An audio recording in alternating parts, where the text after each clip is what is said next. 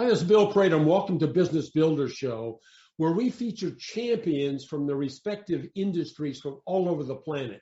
Our mission is to provide you with timely, provocative, and actionable resources that inspire, promote, and accelerate your quest for business excellence. Today, we're going to talk about why purpose matters, even with our pets, and we'll do that with Jessica Berger. Now, Jess is a first-generation American Latina who grew up learning firsthand from her family how important a close-knit community and honest hard work is for purposeful life. Jess began her career in finance and marketing, which led her into the pet industry, where she spent the last 15 years working for and partnering with companies like PetSmart, Nestle, Whole Foods Market. After achieving success in the corporate career, she found herself disillusioned with the lack of representation, inclusivity, and alignment in leadership. So she left the corporate desk behind to pursue her purpose in the entrepreneurship arena. Today, Jess is on a mission to address some of the issues she experienced as a female, first-generation Latina, and entrepreneur in the pet industry. Jess, it is fantastic to have you here with us today. Yeah, thank you, Bill. So honored to be here. It's going to be a ball. So I know the list is long, but who do you serve, Jess? Yeah, at Bundle and Joy, we really serve pet parents, pet people that expect more from the brands that they engage with. So, it's not just pet food. They're not just our pets. They're a family. They're important to us. They're our best friends, in some cases, our children. And so we really exist to serve those that expect more from their pet brand, those that believe that we can create opportunity, we can create inclusivity in the brands that we engage with and the support. And when we actually purchase products, the purpose of that brand can matter to us, right? Like we can purchase products that have a purpose, and that's what we're doing today. So these people that you've described have a problem, Jess, that you and your team solve. What are the problems that you solve for folks? Yeah, so I've worked in the pet industry for 15 years, and I've probably experienced personal problems as a pet parent myself through the years. I've had Great Danes most of my life. So they're big dogs. They have a lot of nutritional challenges, digestive issues. And really at the end of the day, I found myself even being so immersed in the pet industry, not really knowing where to go when I needed advice. The struggle of having to go to multiple locations to get the different nutritional needs that I needed. And so for us, we really serve that first problem of convenience. So yes, today you could go to an Amazon or a Chewy and purchase products and have them delivered to your home, but you're not going to get that personal support and help and education to guide you through that journey. And we specifically found that young pet parents, so people that get a pet for the first time, are the most overwhelmed.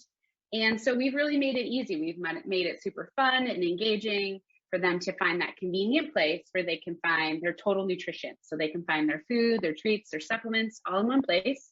We guide them through that process. We actually make a recommended customized bundle for them, and we ship it to their door for less than $2 a day. Well, fantastic. So I'm looking forward to learning more about it, and help me and our listeners understand what you guys do differently. I'm going to ask you that a couple of ways, but first, maybe you could tell us a case study, maybe give us an example of a client of yours, and tell me about their journey with you and your business. Yeah, I think, a lot of times we will talk to pet parents and they will explain to us different concerns, challenges, or ailments.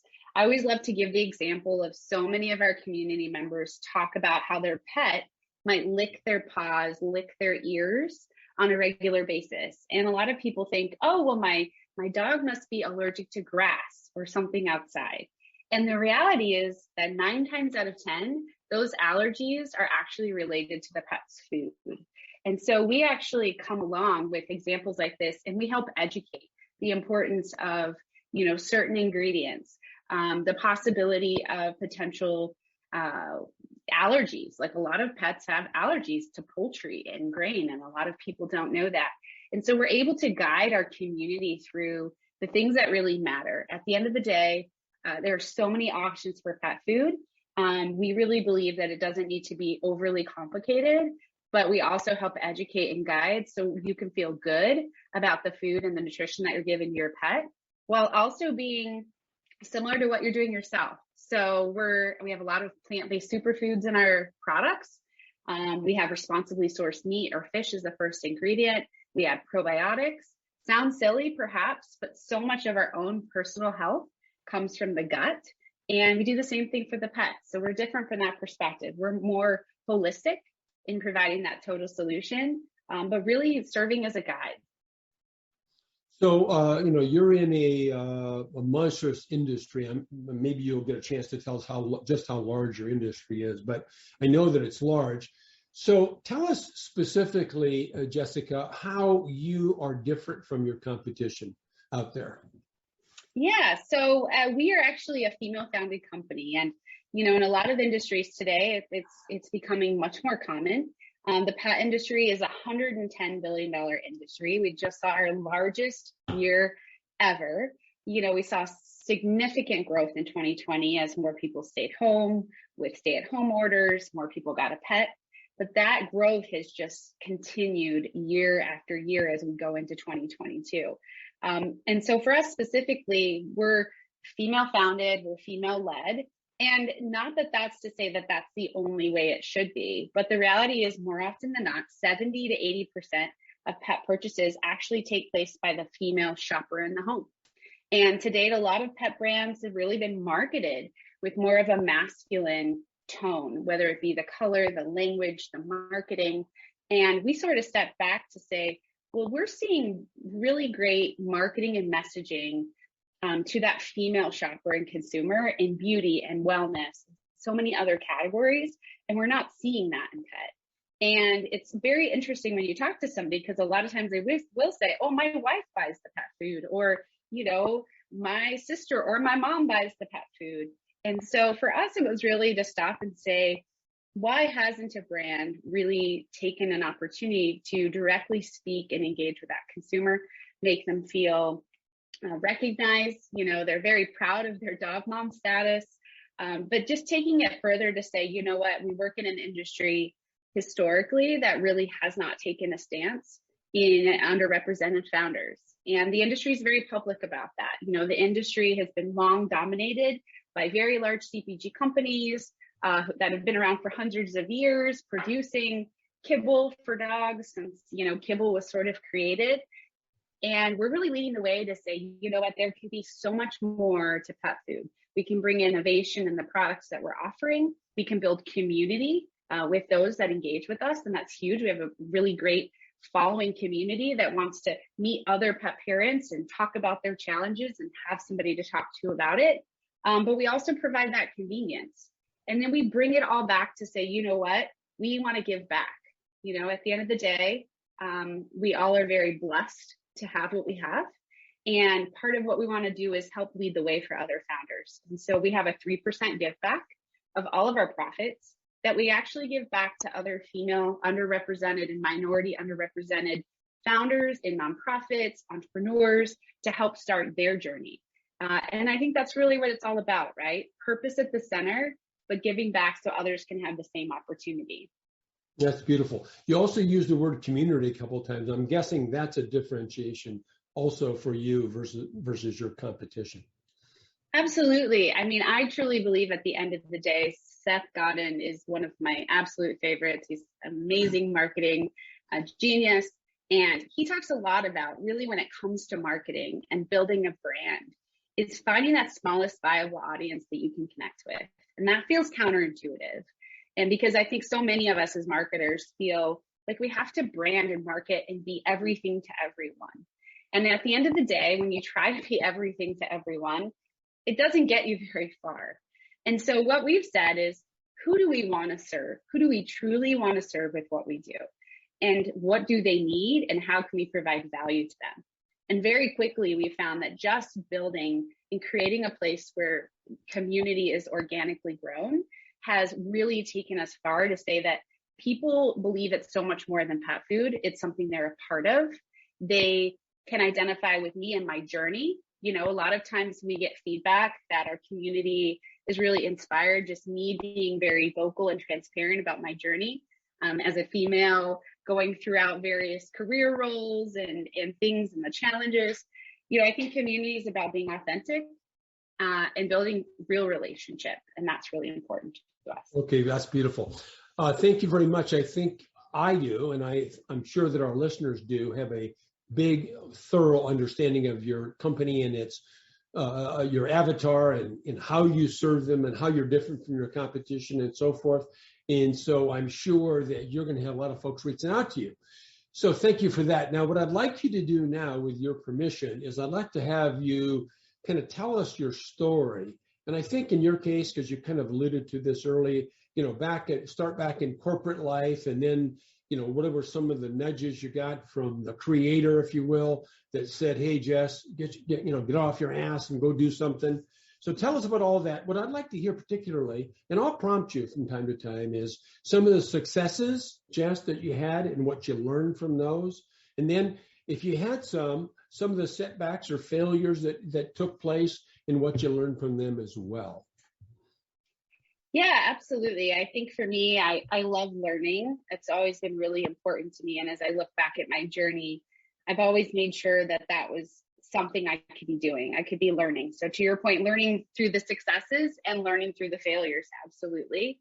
Started my career early. More in finance. So I worked for Boeing, worked in home building, and did some great things within those industries. And I very quickly got out of college, and I kind of joke, like, you come out of college and you want to save the world, and then you realize, oh, it's not going to happen overnight. You know, it's going to take a while for you to earn your stripes, to learn, you know, your way. And so that's always a fun journey when you're first out of college. But started more on the finance side and loved what I was doing, and very quickly saw that there was a recession potentially coming. This was in, 2006, 2007. And thought, you know what, I wonder if home building is going to be viable for, because things were starting to get a little, in finance, you see things a little bit sooner than others. Mm-hmm. So I thought, well, let me just throw some, let me look at some new positions. And PetSmart, was a corporate office that was in town, and I'd applied and ended up getting a job. I was really blessed because we like to joke that pets are recession proof. Obviously that's not entirely true, but we like to say that people will feed their pets before they'll feed themselves. But had a great career at PetSmart. And I would say that I had an early leader, Phil Francis, who was the CEO, and he gave me advice. He said, Jessica, so many people think their career is just, climbing a mountain. And he said, the reality is your career should look at like peaks and valleys. And you should not be so afraid of taking opportunities, that help you to learn new things. And you might take a step down. Your title might change. Don't chase the title is really what he told me. And I still hang on to that today. 15 years later. So I think had a great career at PetSmart, loved the ability to learn a lot of great things. I actually, PetSmart, we rang the bell on NASDAQ, and I got to put all of that together at some point in my career, and just some amazing memories. But then I decided, you know what, I want to go learn the manufacturing side. If I really want to have my own brand someday, I got to go learn. I got to go do. I got to learn how to make the products that we then sell into retail. So I left kind of the cushy job of a big corporation to go work for an entrepreneur. And I quickly learned that the entrepreneurship life is a little bit different. I worked for a husband and wife entrepreneur, and that was interesting. I guess one of my advices to some people is make sure if you go work for a husband and wife that you're totally on board, because it becomes a family thing, and I obviously wasn't family. And so, I wouldn't call it a failure. I would just say that I quickly learned some of what not to do as an entrepreneur. And I quickly also learned that, sometimes organizations, companies make choices that aren't necessarily fully aligned with your ethics, with your integrity. And so, I felt like a failure at the time, because I felt like, wow, I left this great job and I landed somewhere where I'm not aligned, not ethically aligned. It's not, what I believe in. It's not something that is good for my reputation. And so I quit that job. I had no job. And I thought, wow, I really screwed up, thinking in that moment. And within a couple of weeks, I ended up had a connection and ended up getting a great job within the Nestle Purina family, running a business within the Merrick portfolio, and got to lead a sales team and had this new opportunity presented to me because I had taken that leap, right? And so, I could probably repeat this several times to say there have been times where I thought, wow, I really screwed up. What did I do? I took this leap. I left this job. I worked at Nestle. I left in 2018 because, like so many, I just was like, I want to be my own boss. I want to be an entrepreneur. And you go through those moments where you are like, what did I do? Right? Like, I don't have a paycheck. I don't have a steady income. I don't have benefits. What did I do? Right? And so, I like to joke as an entrepreneur that it does feel like you're on a roller coaster most days, because you're going to have those high moments and you're going to have those low moments. And, I'd like to say that I probably went into entrepreneurship thinking it was much more glamorous than it is. It's not so glamorous all the time. But I think at the end of the day, it's crazy how hindsight is 2020. Looking back, every time I thought I had a failure, it was just opening the door for something else.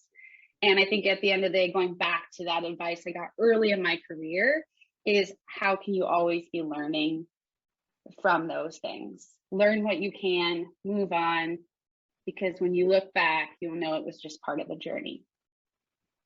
So tell us about your current company, how you came up with the name, what it looks like, what your management team looks like, some of that stuff. So I'm a second-time founder now. So my first startup was Accelerate Retail Partners. So that business is still around today. I don't run it anymore, but still involved in an advisory role. And we really help brands, startups, local businesses with different marketing, branding, product development, really come alongside them to just fill in the gaps when it comes to maybe selling in the brick and mortar, selling online. Even some restaurants, we work with, local marketing and PR. And so that was really my first venture. And then I launched Bundle and Joy. So Bundle and Joy is our new pet brand that we just launched. We're very excited to be shipping all of our bundles here in the next 6 weeks or so. And Bundle and Joy really came to me in the idea that this convenience play, right? This ability for us to bundle a lot of products together with purpose, but that it didn't just have to be pet food. That really, that X is that collaboration, that ability to partner together, that joy can be a part of it. So no longer do you just purchase pet food and products without having an emotional connection or purpose or affinity to the brand. We really believe that joy could be a part of that. And pets bring us so much joy. And I actually have a tattoo of the word joy on my wrist, because I think for me over the last several years, it's been such a good reminder that at the end of the day, there's so much joy to be found in every day. Sometimes we just have to be reminded of it. So what's your team look like? Where'd they come from? Yeah, so we have built a great team. We have everything from development, branding, marketing, people that have worked with companies like GoDaddy, Walt Disney World, I Am That Girl, and even some that have just worked in the hospitality industry that have amazing customer service. We're very excited to say that we are launching into probably about 600 stores by the end of the year, which is so exciting, as well as direct to consumer. And so right now we're just really building the skills of what the next hire is going to be. Is it somebody that can really take sales to a new level for us? And then also build on to our marketing. We've never launched a direct to consumer business before. And so it's been an area for us where, we are excited someday to maybe bring on some additional staff and talent that can really help us catapult direct to consumer into the next level. So what would you say is holding you back right now? As a startup, everyone tells you it's going to cost more than you think it is, and they're right. As a startup, I watched so many brands for so many years, building these brands, right? And obviously you see the glamorous part, you see the exciting part. You don't necessarily see the investments behind it, the funding, the capital infusion. And so, I always thought I could launch our business for X dollars, and people would say, well, double that. And, that frankly has probably been the biggest challenge. It's been making sure that we are cash rich as far as from a safety stock, being able to protect our inventory, to continue to build the business. And really that's been the hardest challenge is weeding through the right way to finance your business. Well, good. It sounds like you've got yourself on a nice little rocket, if you will. Yeah, it's pretty exciting. It's crazy to think I'm 12 months into this vision, really, from a public perspective, and it feels like it's taking forever, but it's also gone fast because it's been a journey. It's been so much fun. And, at the end of the day, if I help inspire others to pursue entrepreneurship, I think that I will have succeeded. Okay, beautiful. So I've asked you several questions, but I'm thinking maybe there's a question that you were waiting for me to ask, Jess, and I didn't. So what question were you waiting for me to ask? And if you've got one, what's the answer to that question? Well, I'm a marketer, so I'm always going to give the shameless plug of our business. Visiting us at bundlexjoy.com. We'd love for, people to join our community on Instagram, TikTok, Facebook. We are everywhere where you are. If you have a pet and you believe in good food and like engaging with brands with purpose, we would love to bring you into our community and hopefully get you to join and get involved with our brand. Okay, and so it's always bundlexjoy.com, Yep. et cetera, and that's Instagram, Yep. Facebook, the whole deal. That makes it And easy for TikTok. people. It is, yeah, Bill. You'd be surprised. We've been on TikTok more, which some days I feel, wow, I'm too old for TikTok. And then my kids remind me that yes, I'm old, but I can still learn TikTok. But Okay, good. But good. it's amazing though how much engagement we get. We're really excited. Again, we're all about kind of challenging the status quo, and so we're trying to do pet differently, and that includes things like TikTok. It's been a lot of fun, actually. Beautiful. So, Jess, thanks very much for sharing your beautiful time, wisdom, and experiences with us. I appreciate it. I know that our listeners did as well. Yeah, thank you, Bill. I'm excited to come back and share where we are again in 12 months. Okay, beautiful. That's thank you for that. And we're looking forward. We'll book that sometime really soon. So everybody, look, in closing, and Jess told you this, in spades, focus on the single fact, and that is that our businesses do not become extraordinary in a single moment. Instead, they get there as a result of the owner first learning and then applying a proven combination of having the right mindset, of a dedication to a system of management, and number 3, leveraging high performance teams. So thanks for listening, Jess. Once again, thanks for sharing your time with us. Thank you.